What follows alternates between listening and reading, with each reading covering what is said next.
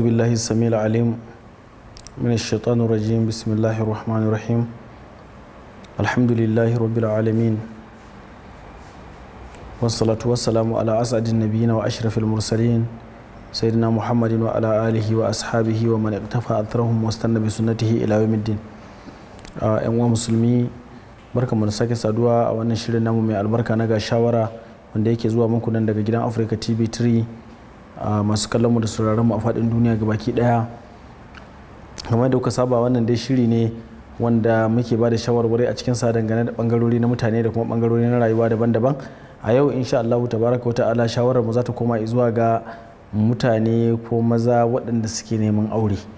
Lalle neman aure, manzon Allah sallallahu alaihi wa alihi wa sallam ya nuna mana cewa lalle neman aure abu ne wanda yake na shari'a. Mutum ya nemi aure tunda Allah tabaraka wa ta'ala ya bashi sha'awa, to ya nemi aure akan ya aikata wani ayyuka na alfasha ko ya aikata fasikanci. Dan haka manzon Allah sallallahu alaihi wa sallam yake cewa ya ma'ashar shabab, ya ku taron matasa, man istata minkum ba'ata falyatazawwaj, duk wanda yake da dama ya ga cewa yana mallakin abin da zai iya rike matarsa da ita da su, falyatazawwaj, to yayi aure. To wannan auren shi zai zama misali ya kare shi daga wancan alfasha. Fa in lam yastati, idan kuma ba zai iya yin aure ba, manzo Allah ya ce fa alaihi bisawm, to yayi azumi, domin zai zama masa kaman abu ne wanda yake janye masa sha'awa shi azumin.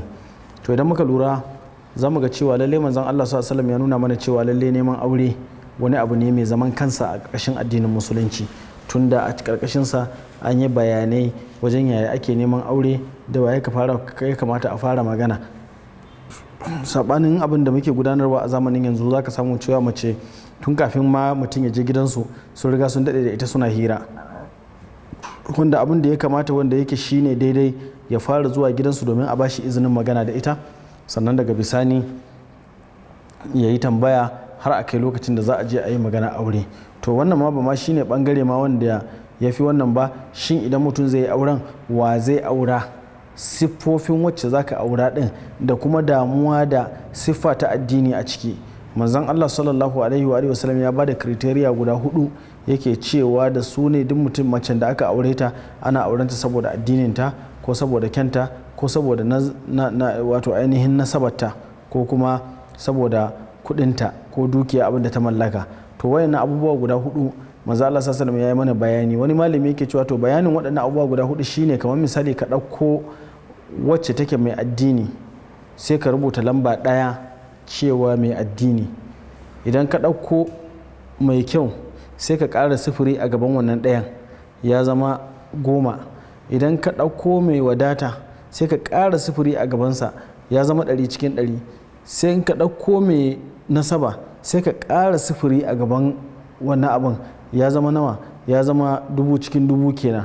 To idan aka cire wancan ɗayan, su wa'annan abin da suka rage ba 0 bane, suka rage gabaki ɗaya guda 3, to 0 guda 3 amfanin me za su maka? Saboda haka neman mai addini din nan, shi yasa manzo Allah sallallahu alaihi wasallam ya ce alaika bi zati dini, ka nemi wacce take da addini, ta ribati ya daka. Idan dai baka canki wannan ba, to kai hannunka ya canki ƙasa. To kaga wannan yana nuna maka me? Yana nuna maka cewa idan mutum zai aure ya nemi yarinya da take da addini, yarinya da take da ladabi, waɗanda take da akhlaq. Dan haka shi yasa ya kamata ƴan mata su zamanto suna da akhlaq, saboda mazajen aure suna neman mataye ne masu ladabi da biyayya, waɗanda suke neman wato ainihin suke da nagarta na hali, suke da nagarta na ɗabi'a. To saboda haka yana da kyau duk lokacin da mutum ya tashi zai nemi aure, ya nema daga gidan da yake gida ne mai nagarta, ya nemi iyaye waɗanda za su iya tsayawa idan wani abu ya taso, da abin da ya kama da wannan da duka malamai suna bada wato ainihin shawarwari. Amma mafi girman abin shine a nemi mace wacce take wato ainihin mai addini, a nemi wacce take mai addini, a nemi mace wacce take mai addini. To neman mace mai addini kuma shine abin da zai ɗaukaka ka, shine abin da zai karrama ka, ya kuma sa malaman tarbiyya suna cewa mutum tun yana goronsa yake nema wa 'ya'yayensa uwa ta gari. Bi ma'ana tun kafin ya haife su zai nema musu uwa ta gari, shine ya auri matar da take ta gari tun kafin lokacin wato ainihin lokacin aihuwansu ya yi, saboda in ta aihu to ita za ta zama uwa ta gari wa wa'annan 'ya'yan. To wannan fana daga cikin abin da ya kamata a lura da shi kowane lokaci, a lura da shi a kowane lokaci, a san cewa lallai fa Allah tabaraka wa ta'ala shine mai kowa kuma shine mai komai. kuma arziki a hannun Allah tabaraka wa ta'ala yake. Allah tabaraka wa ta'ala shine ya tsara mana rayuwar nan, duk abin da kake gani a cikin ta Allah tabaraka wa ta'ala shi yake gudanar da ita. Da haka don mutum ya nemi aure bai samu ba, kada mutane su tada hankali a yi ta kaiwa ana kawowa, abu ne na takdiri na Allah tabaraka wa ta'ala. Idan Allah tabaraka wa ta'ala ya kaddara zaka aure ta, ko bayan an yi rigima an gama, haka kawai Allah zai kawo ta kuma ta zo ku yi auren. Idan Allah bai rubuta ba, duk kaunar da kuke wa juna wannan abin ba zai kasance ba. Dan haka duk mutane masu neman aure ana ba su shawara saboda kar su sawa kansu hawan jini, kar su sawa kansu damuwa. A kowane lokaci ka zamanto kana da flexibility a cikin zuciyarka, ta yadda idan aka ce maka abu kaza bai samu ba, to zaka iya danne zuciyarka kuma zaka iya hakuri, zaka iya kuma mantawa da wannan abin gabaki ɗayansa, ya zamanto cewa babu wani abu a cikin ranka. Saboda haka shi Allah tabaraka wa ta'ala haka yake tsara al'amuransa. Asa an takrahu shay'an wa huwa khairul lakum wa asa an tuhibbu shay'an wa huwa sharrul lakum. Tana iya yiwa ku so abu ya zama muku shine mafi sharri, tana iya yiwa ku kishi kuma ya zamanto shine mafi alkhairi. To a kowane lokaci waɗannan abubuwan su ya kamata a lura da su, kuma a duba a ga ta yadda za a fitowa al'amura na neman aure, kuma a yi ƙoƙari a daƙile matasa daga yawan saduwa, bi ma'ana haɗuwa da 'yan matan da yin magana da su tun kafin a je a nemi izini a gurin iyaye. A zo a yi magana a waya, a dinga magana ana chatting, a zo ana whatsapp, ana kaza ana kaza, bayan an gama hira an gama faɗan duk abin da ya kamata a faɗa, sannan kuma a zo a turo da tijai a sa su a kai su gurin iyaye su zo suna bayani. To bayanin me za su yi bayan ko riga kun kare bayani a can wajen? To saboda haka wannan girmamawa ne da darajawa ne a ce kafin ka fara yi wa 'yar mutum magana ka zo ka gaya masa, ka ce masa ina so zan yi magana da 'yarka, ina so zan nemi auren ta. Tana iya yiwuwa akwai wani yana neman aure a wajen, ko ya yi alkawari ya ba wani, ko wani abu mai kaman wannan dai. Shawara dai ga baki ɗaya shine kada a dinga hada, saboda kar a kawo wani abin da zai dinga hada husuma ko wani rikici tsakanin musulmai. Wannan ya ga cewa ya nema ɗansa ya nema, wannan ma ɗansa ya nema, kuma duk ba wani abu ne saboda rashin zuwa a yi bayani ne. Inda an zo an faɗa kafin a fara neman, to da zai yiwu cewa a ce a ɗan wane yana ciki, sai a jira idan ya fita sannan sai a kawo, sai dan kai shigo idan abin su bai daidaita ba. Amma in sun daidaita to dan wane ne yake nema, kuma in dai sun daidaita za a bashi. To kaga da irin wannan abubuwan rashin bayani shi ke kawo su. Sai ka samu ita kuma yarinyar uwarta tana nuna mata cewa ita ce mai farin jini, tunda mazaje wannan ya zo wancan ya zo, wannan yana buga mata waya, wancan yana neman ta kaza da sauransu. To iyaye matan sai ka samu har wani daɗi suke ji, suna wani alfahari da hakan. To wannan din ba wani abin alfahari bane, abu ne wanda zai koya wa yarinyar ta koyi yaudara, ta koyi kareraki da sauransu. Saboda duk wanda take waya da shi, idan wani ya bugo sai ta ce ai ina kaza ne, ai kaza nake yi, shi yasa ai kaza da kaza nake. To wannan abubuwan suna kawowa cika, suna kawowa damuwa a cikin wato ainihin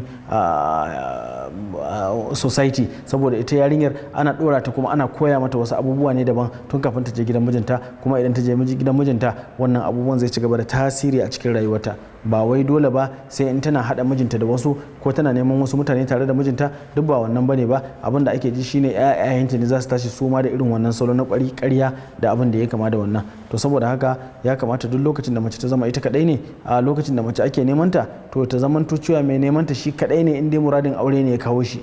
To sannan kuma su ma matasan za ka ga mutum ba wai neman auren bane ba a gabansa, amma sai je ce gashi nan yana neman aure. Shi ya san cewa a lokacin nan idan auren ya taso ba zai iya auren ba, ko wani abu mai kaman wannan.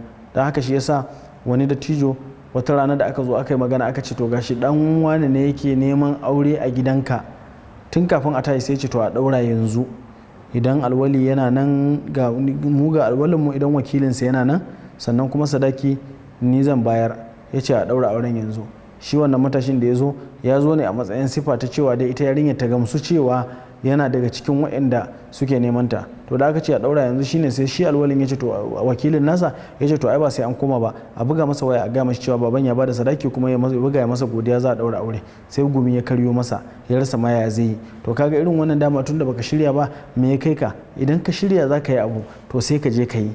Wannan shine tsarin da zai taimaka mana. Amma hana yarinya yin aure da kokarin rike ta da soyayya da sauransu, kai lokacin naka auren bai ba, ita kai ka hana ta ita ta yi aure, ka hana ta neman wasu samarin ko wani abu da sauransu wanda za su aure ta a wannan lokacin, kuma kai baka zo ka aure ta ba. To a irin wannan sai zamanto akwai zalunci mai tsanani a cikinsa, akwai kuma nau'i na rashin gaskiya da kuma rashin sowa dan uwanka abin da kake so kanka. Don idan da a ce kanwarka ce ko wace yar uwarka ce aka yi mata wannan, kaga ba gamsuwa mutum zai ba, kuma ba yadda zai ba, don magana zai ta yi kuma yana faɗa. To yadda kake faɗa din baka so aiwa yar uwarka, to wannan mafa yar uwar wani ne. Baka so aiwa kanwarka, wannan ma kanwar wani ne. Baka so aiwa kanwar mahaifiyarka, wannan ma kanwar mahaifiyar wani ne. To haka al'amarin yake tafiya yau da kullum sai an yi haƙuri, an nuna cewa lalle duk abin da mutum yake yi ya ɗora shi akan tafarki wanda yake shine mafi daidai, shine tafarkin annabi Muhammad sallallahu alaihi wa alihi wa sallam. Duk mutumin da ya tashi zai nemi aure ya tabbata cewa ya haɗa ɗan guzurinsa da ɗan abin da zai riƙe ta da kuma abin da zai wato ainihin nema mata matsugunni. Don galiban sai ka samu mutane mutum sai ya je rikito aure inda za a zauna da matar babu, sai ranar da aka ɗauko kayanta sannan a ranar za ga ana yawo da kayan nata ana neman gidan hayan da za a sauke ta. To da irin waɗannan abubuwa ne wanda ba sa cikin wani tsari na addinin musulunci.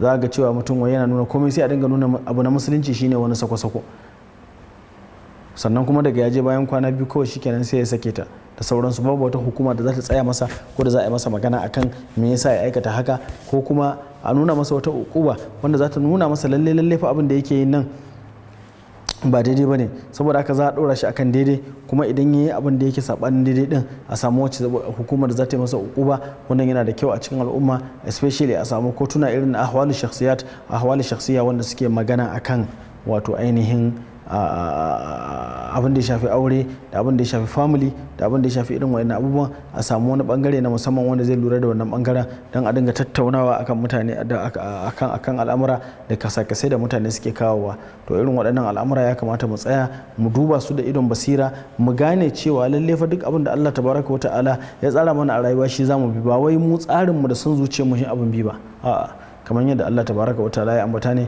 wa ma kana lil mu'minin wala mu'minatin idza qada Allahu wa rasuluhu amran an yakuna lahumul khiyaratu min amrihim. Bai kai ga mumini ba zai kasance ga mumini ko wata mumina idan Allah tabaraka wa ta'ala yanke hukunci ya zama muna da wani zabi a cikin hukunci ba. A'a, Allah tabaraka wa ta'ala idan ya zata mana da hukunci ba mu da zabi, kawai abin da yake kan mu sami'ina wa ata'ana ne, mun ji kuma mun yi biyayya kamar yadda Allah tabaraka wa ta'ala ya ambata a cikin littafinsa. To a tattare da wannan, mutane masu neman aure, daga cikin shawarwari da za a kara muku shine duk mutumin da yake neman aure ya nemi aure domin ya yi wa Allah tabaraka wa ta'ala bauta, ba don sha'awa kadai ko kuma ba don wani abu na san rai ba. Saboda sha'awa kadai ko san rai kadai shine abin da zai kai ka idan ka je abun ba zai wani nagarta kirki ba, kuma abun ba zai je ko ina ba. Amma idan ya zamanto cewa kana yi ne saboda bauta Allah tabaraka wa ta'ala, to da abin da ka je ka tarar da shi a cikin wannan auren zaka iya haƙuri, zaka iya jurewa, saboda kasancewa abin da Allah tabaraka wa ta'ala yake so din shine abin da zai kasance. Kuma sannan za ka yi haƙuri ka jure domin kasancewa abin da kake akan tafarkin Allah ne, kuma dama akan tafarkin Allah ba abin da ba za ka sha wahala akai ba. Don haka yan uwa musulmi mu tsaya akan tafarkin Allah tabaraka wa ta'ala, mu sa ikhlasi a cikin neman auren mu. Wannan zai taimaka mana wajen samun zuriya da wato ainihin iyalai masu albarka kuma nagari. Muna roƙon Allah tabaraka wa ta'ala ya shirye mu, ya shirye da zuriyoyin mu gabaki ɗaya. Wassalamu alaikum wa rahmatullahi ta'ala wa barakatuh.